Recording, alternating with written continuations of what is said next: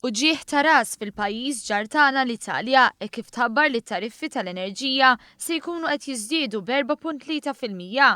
Se jiżdiedu b'1.9% wkoll il-prezzijiet tal-gass bl-aħbar tqanqal reazzjoni negattiva tal-organizzazzjonijiet tal-konsumatur fosthom il-Feder Konsumatori u l-Unjoni Nazzjonali Konsumatori.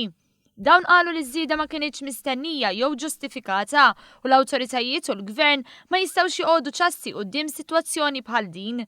L-Awtorità tal-Enerġija ddefendiet il-pożizzjoni tagħha billi qalet li minkejja din iż-żieda, il-familji xorta se jkunu qed jiffrankaw meta jikkunsidraw is-sena sħiħa imqabbla mas-sena ta' qabel.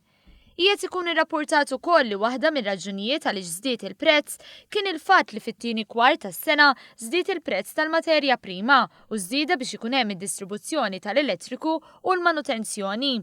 Fil-waqt li ftit bogħod minn Malta kien hemm din iż-żieda, il-prezz f'Malta baqa' stabbli minħabba ftehmiet li laħaq il-Gvern anke brabta mal-proġett il-ġdid tal-enerġija.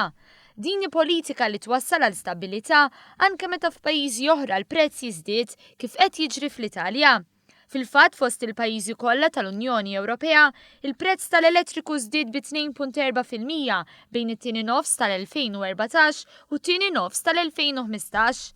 Grazzi għal miżuri li ħadan il-Gvern dan ma jistax jingħata għal pajjiżna. Infatti Malta reġistrat ir-raba l-inqas prezz tal-elettriku fost 28 pajjiż. Wara snin jaraw żieda wara żieda, il-kontijiet tad-dawl u l-ilma raħsu b'25% għal familji fl-2014 u fl-2015 raħsu għall-industrija.